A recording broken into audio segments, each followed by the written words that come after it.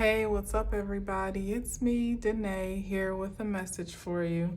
Now, I stopped shuffling at the Queen of Swords was on the bottom, and then when I went to pick up the deck to start the reading, the King of Swords popped out from behind. So I don't really know what that means per se, but those are definitely two counterparts. So we're gonna just put them up there and see how the rest rolls, okay? Now, the King and Queen of Swords, some actually associate that with a divorced couple or a couple that's on the odds. But in the higher vibration, it just could be two highly intelligent beings that are at the top expertise in their field.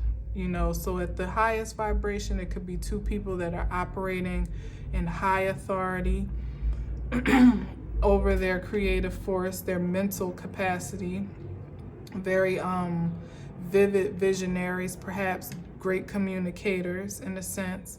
The Queen, of course, she is more of the receptive energy, and this is more of the projective energy, and the King of Swords. So they have two different roles, of course, energetically, but they operate from the same space, which is this mental, mastery in a sense. So let's see what we got here. I was flipping the cards like this earlier when I was shuffling, and sometimes things came out. So let's see if something comes out. And then we'll get started with the regular shuffle. No, don't want to come out that way. Let's see. That's it. Ace. I'm sorry. What is that? The Knight of Wands. Keep that energy in mind. Fast pace advancement towards some projected some outcome, to conquer something of some sort. Okay, we're not doing it that way. We got the Queen of Wands and the High Priestess on the bottom. Let's go this way. So I don't want this to be long. So if we're not going to get it like that, then let's get it this way. Oh, we got the... Can't see my screen today, so I don't really know how far to the side I am. Hopefully you can see this. So that's the Nine of Cups and the Strength card. So that's someone that's pretty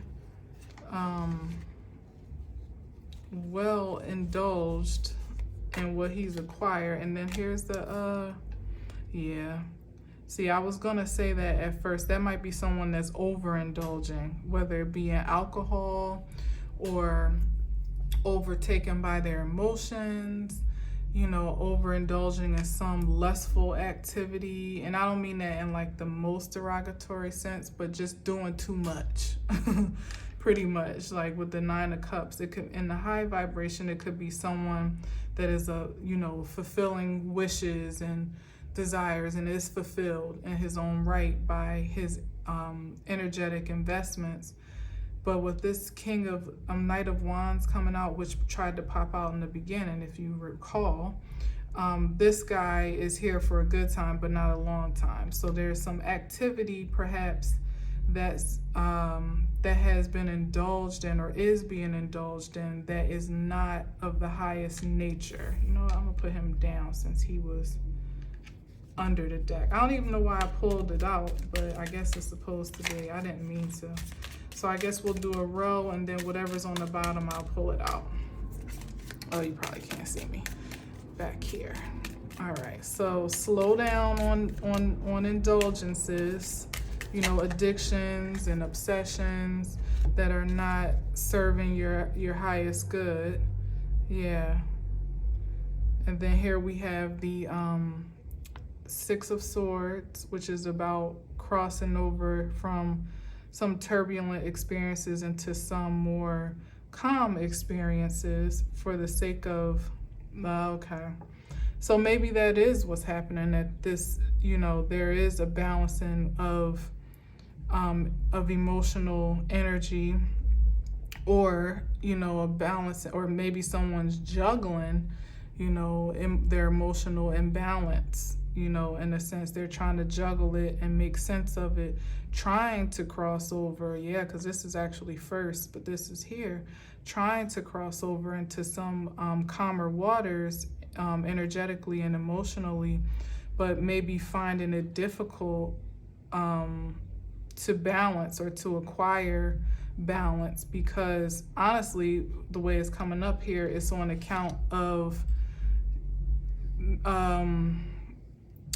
what do I want to say? Like, it's on account of poor investments. Again, these overindulgences, these habits, these addictions, these obsessions. It doesn't afford you to move forward in life in a balanced way. Even here with this community card, the equal give and take, and justice, in a sense, is not given freely. It has to be something that is that you make an intention for, that you almost create yourself. So you can't attract it if you are not being it. So you can't really find balance if you're not being balanced, if you're still harboring habits or relationships or connections or anything of the sort that are out of alignment with your divine nature, your spiritual satisfaction over your material satisfaction, or simple comforts of life, then you're going to have a hard time finding that balance energetically. Like, your money will start to speak for your imbalances in an energetic sense, because that's where we create and attract from, from our mental capacity and our emotional state and our psychological state. There has to be wellness there for there to be wellness otherwise in the physical sense, okay? So protect your passions. Let's see what else we got. That was a lot. Let's see. 4, that's not too bad. All right, so here we go with these investments, looking for a new beginning. But there's conflict and competition here. Wow. So was hoping perhaps that an investment, a lot of invested energy, a persistent invested energy, would afford a new beginning.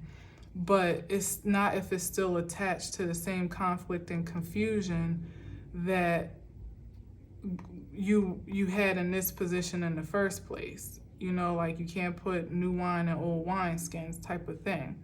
So we can't expect new results when we're still doing, the same old things. That's insanity, right? Doing the same thing and expecting a different outcome. And this space in the world where everybody's competing for a spot and trying to get one up on the other and trying to manipulate people energetically and, trying to be better than the other when everybody has their own lane. This competition and chaos and confusion is what will bring you right back down to 1. You invested 6 and ultimately you got 1. Because you stay connected to energies, or if you stay connected to energies that are not in alignment with you, spirit, mind, and body, even the most vigorous investments will falter. You could have dotted all your I's and crossed all your T's, but it's speaking to what I said. Like, if you're still connected to chaos and connected to confusion into low vibrational energies, because that's what this very much so is. There's no need for competition in the world unless you're going to the Olympics or playing a sport, you know, and even in that regard, everybody does their part, you know. But when everybody's fighting against the other's energy, which this is energy, power, everybody's trying to get one up with their wand, their magic, you know, trying to influence the other or impose some level of control or, you know, resistance to another, you know, for their own advancement.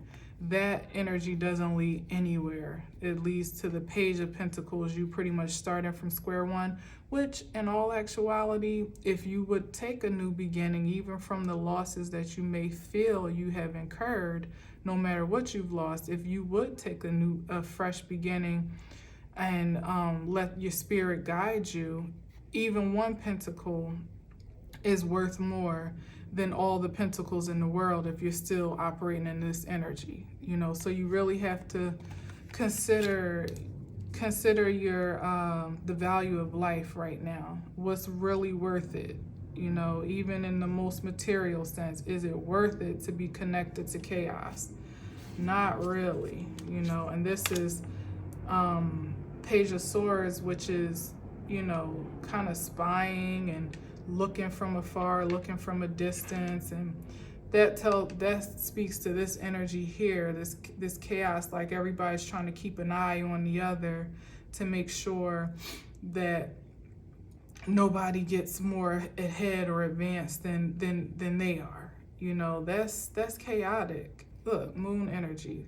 That's dark energy that in this sense is mystical in a low vibrational way. Even with these wands, again, like I said, everybody's trying to impose their brand of magic on the other to get a leg up. But ultimately you'll be stuck in this position of watching life go by, you know, watching others be fulfilled and balanced in life in this sense, where there is equal give and take, and you'll be on the outside looking in because you refuse to let go of these archaic world views of competition for creativity.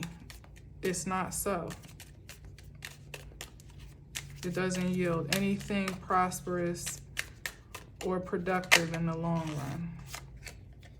And there's the Queen of Pentacles, who definitely knows her value. And where is everybody here? On the outside of this value. He's trying to offer a pentacle to, you know, and this as a page, that's a small offer to someone that is already very well established in her value and in her purpose and what she has to offer the world. So again, it will put you in a position to minimize your options for creation, co-creation, and even procreation, you know, because the Queen of Pentacles is not going to accept an offer from a page unless that's her child. You know, there has to be some higher value in that exchange for it to be worth it. For a Queen of Pentacles in her highest vibration, you know, in the low vibration, she'll take anything, you know, but this is a Queen of Pentacles in her honor. And yeah, look, I didn't even see this, the star card on the bottom. Yeah, she knows who she is. She knows that she's the star of her own show, if nothing else and if nowhere else. And that's enough, you know, that value is enough. It doesn't need to be affirmed, confirmed by anything outside of her. You can see, she's looking very internally. So operating in this energy of chaos is going to keep you on the outside of productive and prosperous connections that will lead you to healing and lead you to a space where life is giving more to you than you have to even give to it. You know, leads you to this energy right here, being bound and blind to your own truth, let alone to, you know, the realities of the world, like stuck in illusions almost, you know, and you can't create anything prosperous from that space. Illusions about yourself and illusions about your surroundings, you know, that's a destructive force and position to be in. So we're calling in healing and wholeness and in the spiritual and energetic sense, which again translates to a material and physical sense. God dang, the Wheel of Fortune. I'm pretty sure you can see all the way over here, but let me try to move stuff over a little bit. The Wheel of Fortune, yes, that's the end of old cycles, as I pretty much have been saying this whole time. Ending old cycles, old karmic cycles at that, things that don't yield a balanced return, for the beginning of creativity that is destined and divine. And because it's destined and divine, as you submit your highest vibration to it, it works with you and expands your expressions and expands your investments, because that's what Jupiter energy does. Whatever, oh, look at that. Lovers, bam. And what's not but that. That's the opposite. The lower octave of this is that. But when you're in, and this is exactly what I was speaking to, you cultivating divine creativity and destiny, ultimately, from a singularly creative sense, from a co-creative sense, meaning with others that are in alignment with what your vision is, professionally or personally, and from a procreative sense, being in the highest alignment within yourself to attract the highest alignment within another person, to ultimately evolve your energetic, the energetic field. That's what this is giving me. Like, you not perpetuating this low vibrate. This has been perpetuated over and over. That's why the Wheel of Fortune is here, because it's time's up for that energy. It's not prosperous any more than it was, even though that was like, that was a perpetuation. I keep saying a perpetration. It was a perpetuation of a perpetration, though. Where we thought that was the higher force, but to be in competition and to be looking to one up and put others down so you can come up and this and that. But it's about operating in your value, knowing that what you do is so unique and so powerful that you don't have to compare or compete with anyone. This Wheel of Fortune is, and with the Star card, is the awakening in the Lover's card of that truth, that you are enough in your own right, and that there is a match for you in every sense of creativity. Again, personally, professionally, platonically, or intimately, there's a match for your energy that will not only assist and help you and your creative endeavors, but will allow you to expand beyond what you could have even perhaps imagined was possible, and beyond what you even intentioned to be purposeful. That's how Jupiter works.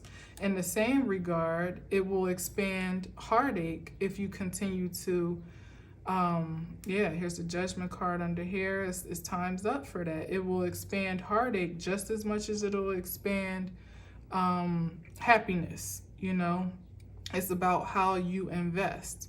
So if you continue to invest in the system that is stagnant and that is ultimately stealing your energy, what you will come up with every time is heartbreak. Is not a happy space. Look at that, the Tower card coming up. All right, let's get, I think, just one more. So I'm gonna try to keep it cool, even though I could stop at the Wheel of Fortune, but let's see what's on the other side of the wheel. But that was victory and success, but it didn't turn all the way over. There's some ugly shuffling, eh? Eight of Wands, fast communication coming in, fast movement, taking action in a highly productive way. All Wheel of Fortune activity.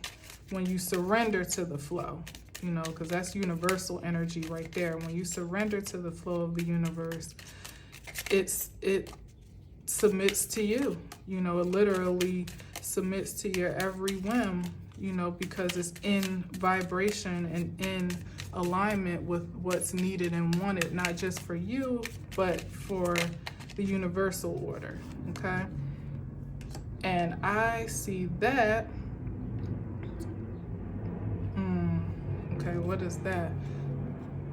Okay, so it's like, because at first I was like, you know, that's just you working at your best, you know, doing things that don't even feel like work. This was here, so maybe that's the lower octave of that. Perhaps, yeah, because that's the Eight of Pentacles. This is the Eight of Swords.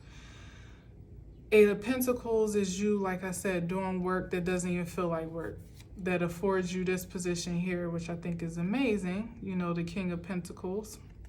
And I'm going to put him down on the board because I think that's where he belongs in this spread at this time, with the Queen of Pentacles right here. That makes sense to me.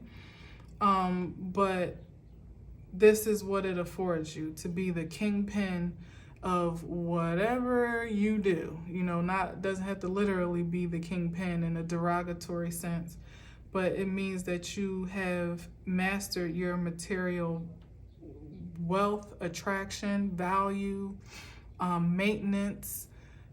Your prosperity is continuous, you know, and the things that you do to attain it are integral, you know, they're in alignment. Look at this alignment here with these pentacles going up like that, and it's infinite as well, because it's kind of like an assembly line energy that comes from this card, where you just keep producing. You can't stop producing, as a matter of fact.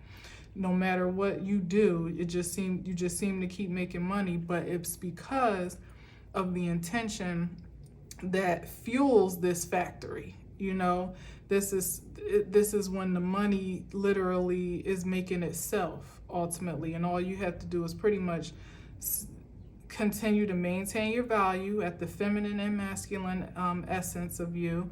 Maintain your value to only receive and align with things that are in integrity, and invest in things that are in integrity, and pursue things that are in integrity, that yield a high value return. And it, like I said, it just makes itself, and all you have to do is just, you know, maintain it, reinvest it wisely. You know, it's infinite.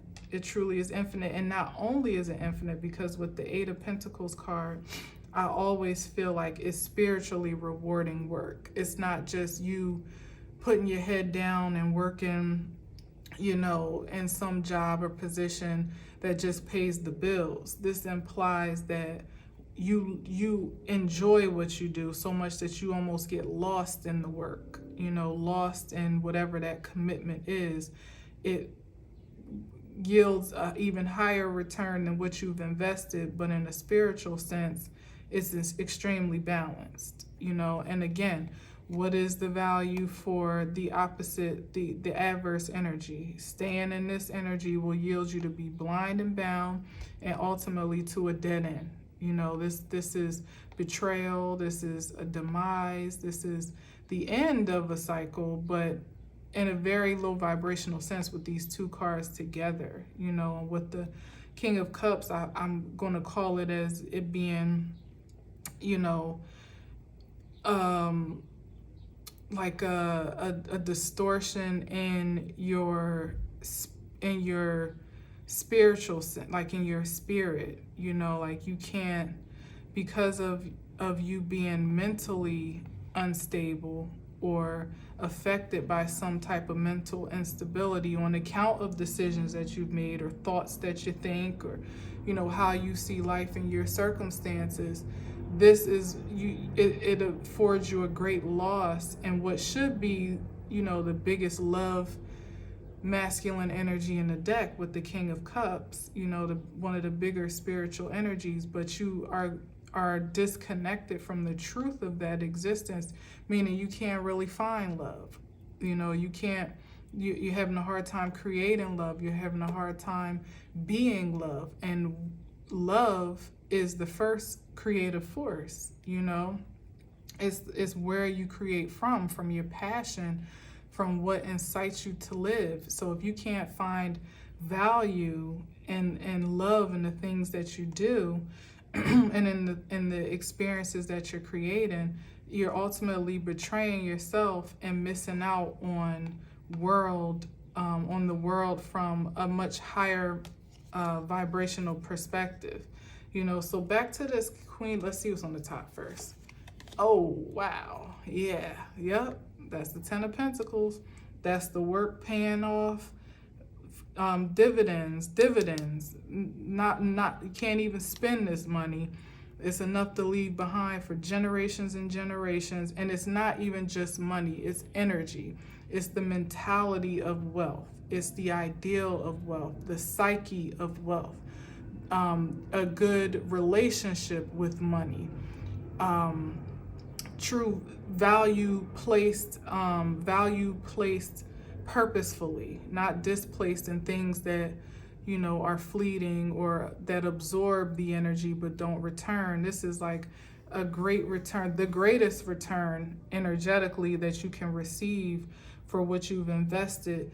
Not just at these lower states of being, but once you have established your kingdom, established a position, established businesses, clout,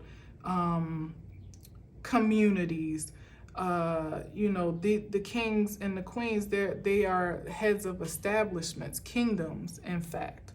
And this just is an expression of the highest value that a kingdom can experience and expel, because if you have a high value kingdom, most likely that kingdom can connect to others or be of some resource to other inhabitants or other kingdoms or nations or such, because it's in a position to be able to share, because it's not in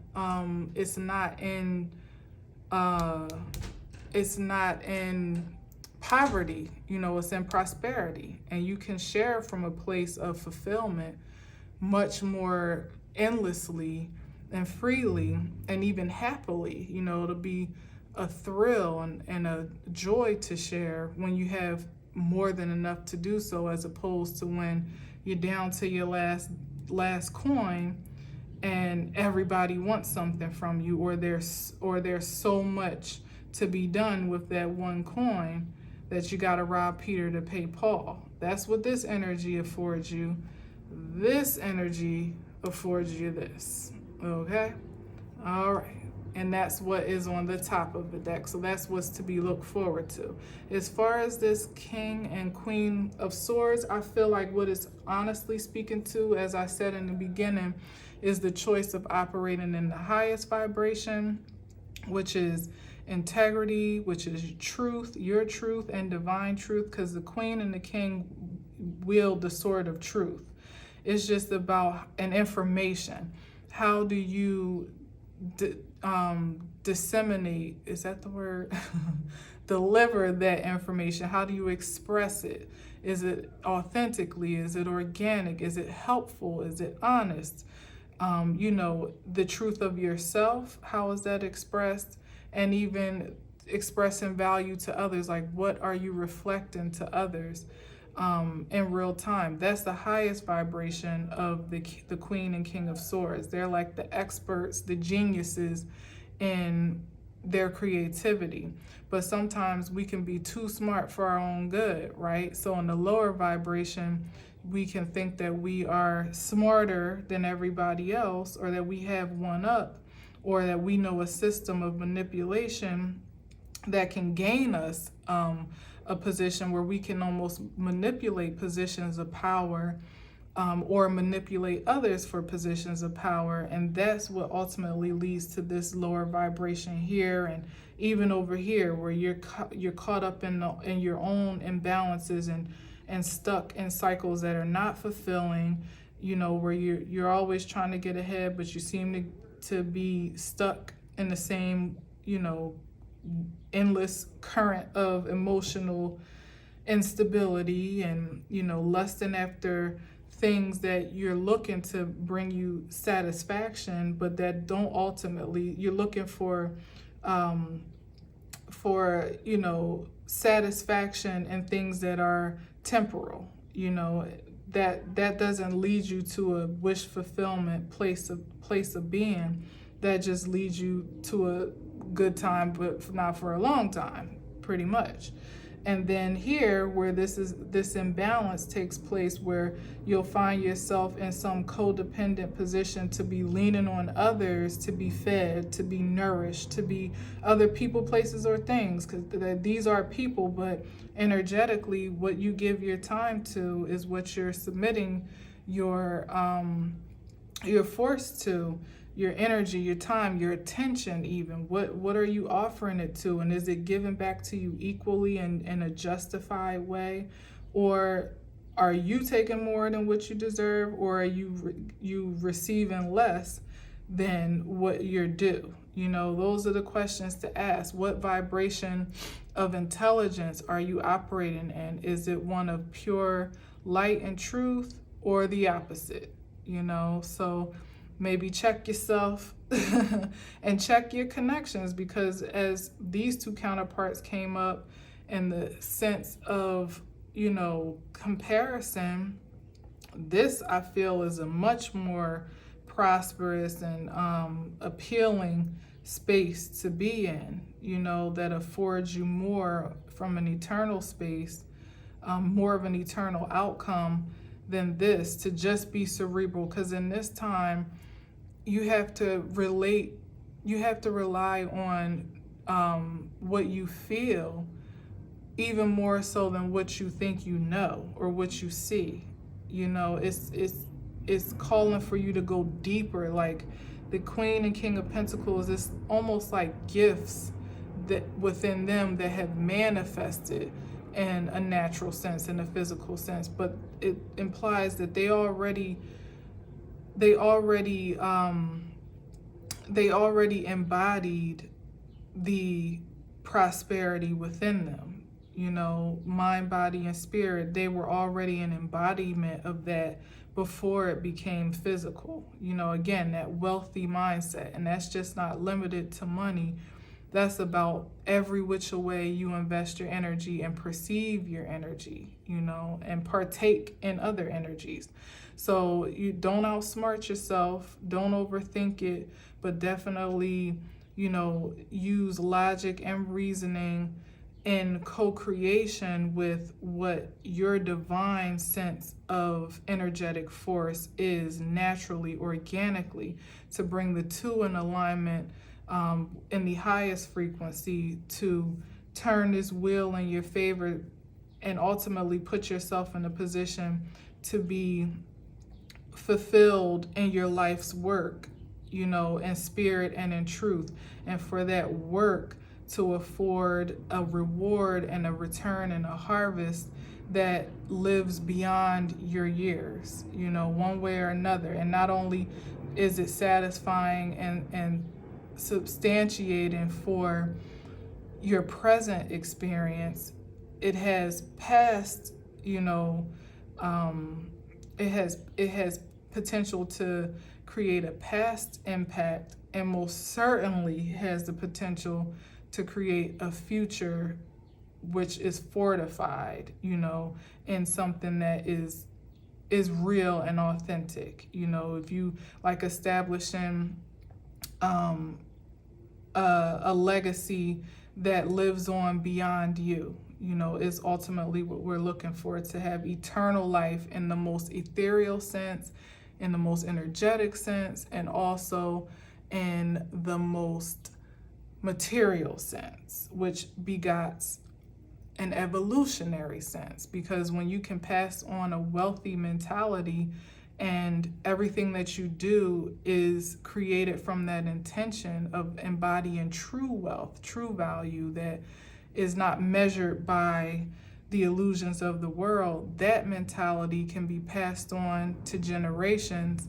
just because it existed within you. And then you set your generations up for longevity because they've already been inspired to live a way that's outside of the norms of society and the illusions of society. They've been empowered, been given a gift of empowerment to be self-assured, self-sustained, and ultimately sovereign spirits in this energetic field we call Earth, all right, and beyond, perhaps. Who knows?